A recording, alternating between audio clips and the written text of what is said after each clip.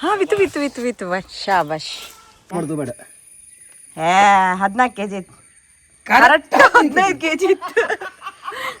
ಜೋರ ಕಡೆ ಬಿಟ್ಟೆ ಇಲ್ಲ ಹೋಗ್ರೆ ಅಬ್ಬಾ ಇತ್ತು ಕಾಣದೆ.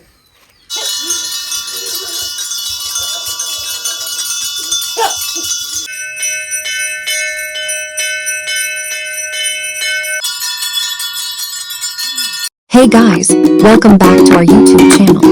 Let's go. Good morning guys. ಇವತ್ತು last day of village.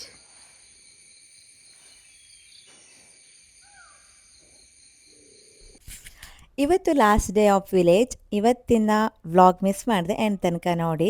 So ಇವಾಗ ಹಸ್ಬೆಂಡ್ ಕರ್ಕೊಂಡು ಹೋಗಲಿಕ್ಕೆ ಬಂದಿದ್ದೆ. ಅವರು ಊರಿಗೆ ಬರ್ತಾ ಇದ್ದಾರೆ ನಮ್ಮನ್ನು ಪಿಕ್ ಮಾಡ್ಕೊಂಡು ಹೋಗಲಿಕ್ಕೆ. ಸೊ ಇವತ್ತೊಂದು ದಿನ ನಾವು ಮನೇಲಿದ್ವಿ. ನೆಕ್ಸ್ಟ್ ಡೇ ಮಾರ್ನಿಂಗ್ ಬೆಳಿಗ್ಗೆ ಬೇಗ ಹೊರಡಬೇಕು.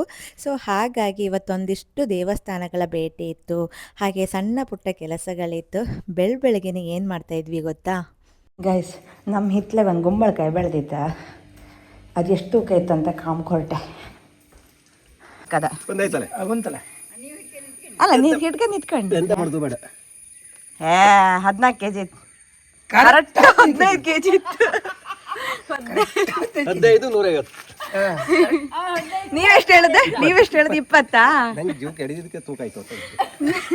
ಜೋರ ಕಡೆ ಬಿಟ್ಟೆ ಇಲ್ಲ ಹೋಗ್ರೆ ಅಬ್ಬಾ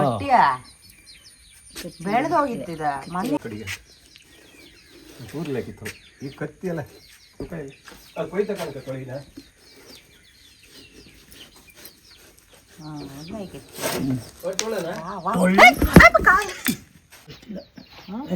ಅದೊಂದು ಕೊಯ್ ಕಣ್ಕೊ. ಇಲ್ಲ ಬೀಜನೇ ಇಲ್ಲ ಕಣೆ ಶರತ, ಇನ್ನೊಂದು ಭಕ್ತಿ ಮಾಡಪ್ಪಿ.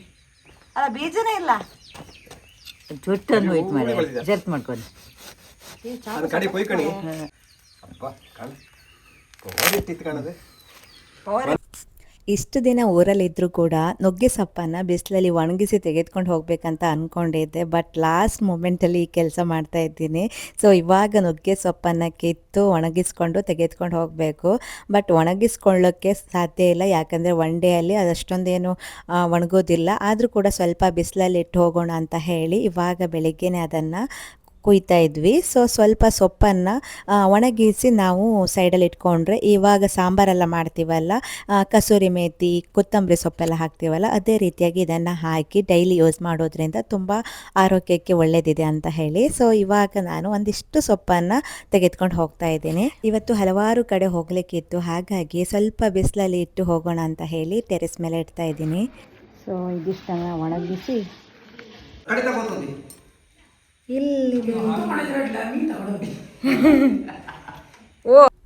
ಲಾಸ್ಟ್ ಇಯರ್ ಬಾವಿ ಮಾಡಿದ್ವಲ್ಲ, ಅದನ್ನು ಆಲ್ರೆಡಿ ಶೇರ್ ಮಾಡಿದ್ದೆ. ಈ ಸಾರಿ ಸ್ವಲ್ಪ ಕೆಸರು ತೆಗಿಬೇಕು ಅಂತ ಹೇಳಿ ಮಿಷನ್ ತಂದಿದ್ರು. ಸೊ ಒನ್ ಡೇಯಲ್ಲಿ ಕೆಸರು ಫುಲ್ ತೆಗೆಯುತ್ತಂತೆ. ಹಾಗೆ ಬಾವಿಯಲ್ಲಿ ಒಂದು 5 ಫೀಟ್ ನೀರು ಕೂಡ ಇದೆ, ಅದನ್ನು ಕೂಡ ತೆಗಿಬೇಕು. ಯಾಕಂತ ಹೇಳಿದರೆ ಅಲ್ಲಿ 2 ಮೀನನ್ನು ಹಾಕಿದ್ವಿ. ಸೊ ಸ್ವಲ್ಪ ಅದು ಕೆಸರೆಲ್ಲ ಮಾಡಿತ್ತು. ಸೊ ಹಾಗಾಗಿ ಅದನ್ನು ಕೂಡ ಮೇಲೆತ್ತಿ ಸೈಡಲ್ಲಿ ಇಟ್ಕೊಂಡು ನಂತರ ಅದನ್ನೆಲ್ಲ ನೀರನ್ನೆಲ್ಲ ತೆಗೆದು ಕೆಸರನ್ನೆಲ್ಲ ತೆಗಿಬೇಕು. ಬಟ್ ಇವತ್ತು ಅದನ್ನೆಲ್ಲ ವೀಡಿಯೋ ಮಾಡಬೇಕು ಅಂತ ಅಂದ್ಕೊಂಡಿದ್ದೀನಿ, ಯಾಕಂದರೆ ಮಿಷನಿಂದ ತೆಗೆಯುವಾಗ ಸೊ ಮೀನೆಲ್ಲ ನೋಡ್ಬೋದು ಅಂತ ಹೇಳಿ. ಬಟ್ ನಮಗೆ ಹೊರಗಡೆ ಹೋಗಲಿಕ್ಕಿತ್ತು, ಅಂದರೆ ಒಂದಿಷ್ಟು ದೇವಸ್ಥಾನಗಳಿಗೆ ಹೋಗಲಿಕ್ಕಿತ್ತು, ಎಲ್ಲವನ್ನ ಶೇರ್ ಮಾಡ್ತೀನಿ. ಬಟ್ ಅಲ್ಲಿ ತನಕ ಮಿಷನ್ ಎಲ್ಲ ಜೋಡಿಸ್ತಾ ಇದ್ರು. ಇವಾಗ ಒಂದಿಷ್ಟು ನೀರನ್ನು ಕೂಡ ಈ ಬಕೆಟಿಂದ ತೆಗಿತಾರೆ. ಸೊ ನಂತರ ಮೀನನ್ನು ತೆಗೆದು ನಂತರ ಕೆಸರು ಕೂಡ ತೆಗಿತಾರೆ.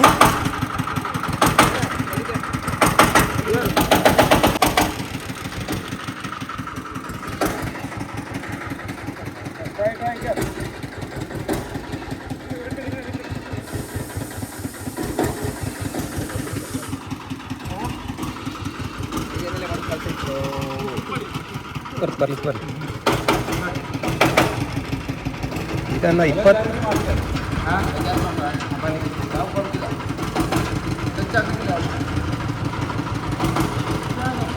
ಕಂಡ ಮತ್ತೆ ಬಿಡಿ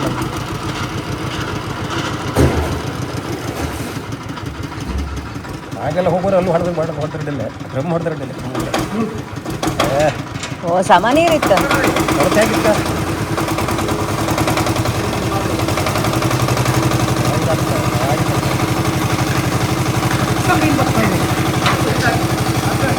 मीन काम देंगे.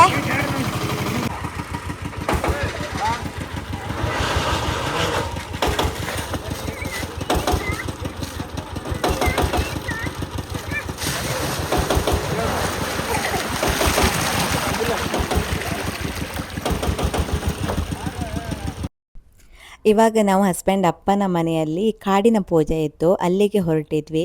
ಸೊ ನಾನು ಮೊದಲನೇ ಸಾರಿ ಹೋಗ್ತಾ ಇದ್ದೀನಿ. ಕಾಡಿನ ಪೂಜೆ ಹೇಗಿರುತ್ತೆ ಅಂತ ನಿಮಗೂ ಕೂಡ ಶೇರ್ ಮಾಡ್ತೀನಿ.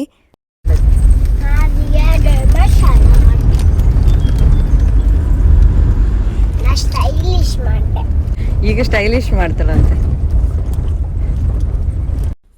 ಕೆಲವರು ಜಕ್ಣಿ ಅಂತ ಮಾಡ್ತಾರೆ, ಕೆಲವರು ಭೋಗ ಅಂತ ಮಾಡ್ತಾರೆ. ಹಾಗೆ ಈ ಕಾಡಿನ ಪೂಜೆ ಕೂಡ ಭೋಗ ರೀತಿಯಾಗಿ ಬರುತ್ತೆ. ಸೊ ಅಲ್ಲಿ ಕೋಳಿ ಕೊಯ್ಯೋದು ಹಾಗೆ ದರ್ಶನ ಎಲ್ಲ ಇರುತ್ತೆ. ಇವಾಗ ನಾವು ಬಂದಿರೋದು ಕಾಡಿನ ಪೂಜೆಗೆ. ಇದು ಸ್ವಲ್ಪ ಕಾಡಿನ ಮಧ್ಯದಲ್ಲೇ ಇರುತ್ತೆ ಅಂತ ಹೇಳ್ಬೋದು. ಸೊ ಇಲ್ಲಿನ ವಿಶೇಷ ಅಂದರೆ ಅಲ್ಲಿ ನೋಡುವಾಗಲೇ ಗೊತ್ತಾಗತ್ತೆ ಆ ದೇವಸ್ಥಾನ, ಅಲ್ಲಿನ ಹುತ್ತದಲ್ಲಿ ಹತ್ತಿರ ಇರುವಂತಹ ಮಡಿಕೆ, ಆ ಮಡಿಕೆಯಲ್ಲಿ ಹಾವಿನ ದೃಶ್ಯ.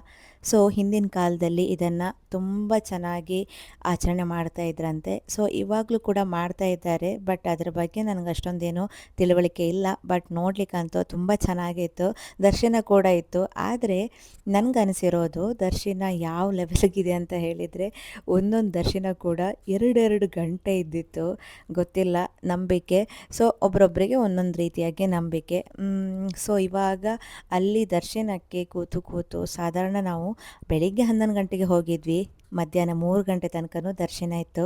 ಸೊ ಎಲ್ಲವನ್ನು ನೋಡಿಕೊಂಡು ಬಂದ್ವಿ. ಮಕ್ಕಳನ್ನು ಮನೆಯಲ್ಲೇ ಬಿಟ್ಟು ಹೋಗಿದ್ವಿ. ಸೊ ಇವಾಗ ಬನ್ನಿ ಸ್ವಲ್ಪ ನಾನು ವಿಡಿಯೋನೆಲ್ಲ ಶೇರ್ ಮಾಡ್ತೀನಿ.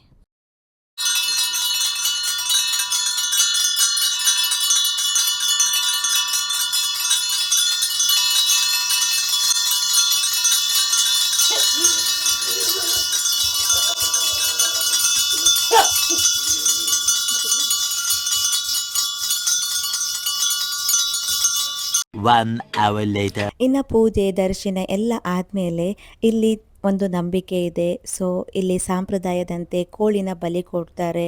ಹಾಗೆ ಇಲ್ಲಿ ಕೆಲವೊಂದು ಸಮುದಾಯದವರೇ ಪೂಜೆ ಮಾಡಬೇಕು ಅನ್ನೋ ಒಂದು ಪದ್ಧತಿ ಇರುತ್ತೆ. ಸೊ ಇದೆಲ್ಲ ಮುಗಿಸಿ ಆಗೋದ್ರೊಳಗೇ 3 ಗಂಟೆ ಆಯಿತು.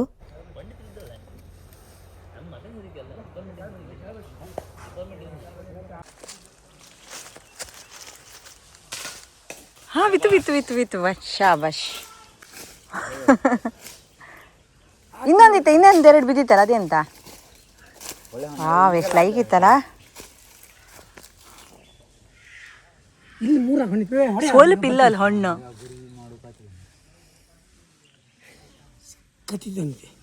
ಇದು ಈ ಸಲ ಆಗ್ಬೇಕು ಕಾಯಿ. ನೀವು ಊರ ಇದ್ದಾಗ ಗೊತ್ತಾಗ್ತದೆ ನಿಮಗೆ. ಹಸು ಅದಕ್ಕೂ ಹಣ್ಣಿಲ್ಲ. ಊಟ ರೆಡಿ. ರಸಮ ಕೋಸು ಪಲ್ಯ ಇದು ಸರಿತಾನೆ. ಕೋಳಿ ಹಾಕಪತ್ತಿ ಸ್ವಾನಿಕಾ ಈಗಷ್ಟೇ ಇದಾದ ಲೈವ್ ಶಾಟ್. ಕೋಲ್ ಮಾತ್ರ ಬೀಳುತ್ತೆ.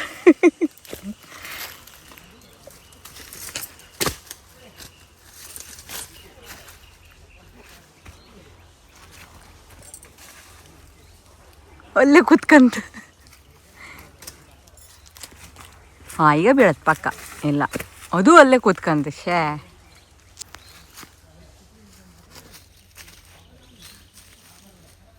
ಇಷ್ಟೊಂದು ಹಣ್ಣಿತ್ತಂದರೆ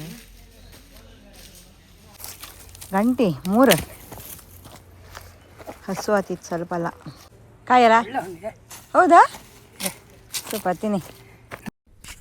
ಇವಾಗ ಅಲ್ಲಿಂದ ನಾವು ನಮ್ಮ ದೈವದ ಮನೆಗೆ ಹೋಗ್ತಾ ಇದ್ವಿ. ನಾಳೆ ಹೇಗೂ ಹೊರಗಡೆ ಹೋಗ್ತಾ ಇದ್ವಲ್ಲ, ಸೊ ಹಾಗೆ ದೇವಸ್ಥಾನಕ್ಕೆ ಭೇಟಿ ಮಾಡೋಣ ಅಂತ ಹೇಳಿ ಬಂದ್ವಿ.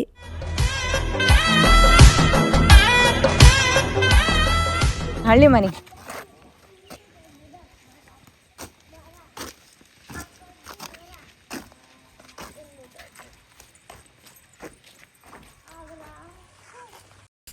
ಇವಾಗ ನಾವು ಬಂದಿರೋದು ನಮ್ಮ ಮನೆ ಹತ್ತಿರದಲ್ಲಿರುವಂತಹ ಮಹಾಲಿಂಗೇಶ್ವರ ದೇವಸ್ಥಾನ. ಇದು ಬಂದು ಹೊಸದಾಗಿ ಓಪನ್ ಆಗಿರುವಂತಹ ದೇವಸ್ಥಾನ, ಮನೆ ಹತ್ತಿರದಲ್ಲೇ ಇದೆ.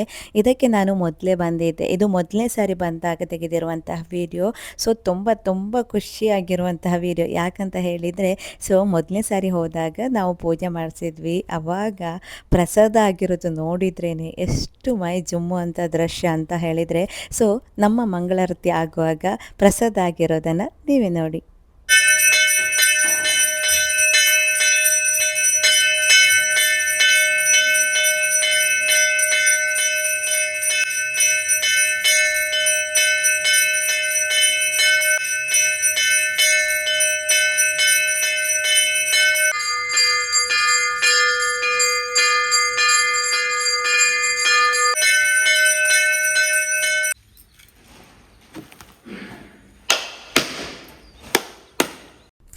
ಅಷ್ಟೇ ಅಲ್ಲ, ಈ ದೇವಸ್ಥಾನದ ಸ್ಪೆಷಲ್ ಅಂತ ಹೇಳಿದರೆ ಫುಲ್ ಪಾಸಿಟಿವ್ ಎನರ್ಜಿ ಬರುತ್ತೆ. ಸೊ ವೆದರ್ ಅಂತೂ ಅಲ್ಲಿ ಕೂತ್ಕೊಂಡಾಗಲೇ ಗೊತ್ತಾಗುತ್ತೆ ಎಷ್ಟು ಬ್ಯೂಟಿಫುಲ್ ಆಗಿದೆ ಅಂತ. ನೇಕ್ ಮಾಡುವ ನೋಡ್ದಾ ಇದ್ರೊಳಗಡೆ ಮತ್ತೆ ಮೇಲ್ಗಡೆ ಹೆಂಗೆ ಹಾಕೋದು. ಇದು ಬಂದು ಫಸ್ಟ್ ಡೇ ಬಂದಾಗ ವಿಸಿಟ್ ಮಾಡಿರುವಂತಹ ವಿಡಿಯೋ. ಸೆಕೆಂಡ್ ಡೇ ಅಂದರೆ ನಾವು ಹೋಗುವಾಗ ಮಾಡಿರುವಂತಹ ವಿಡಿಯೋ ಸಮೇತ ಇದೆ. ಇದು ಬಂದು ಈವ್ನಿಂಗಲ್ಲಿ ತೆಗೆದಿರುವಂಥದ್ದು, ನಾವು ಹೊರಡುವ ಮುನ್ನ.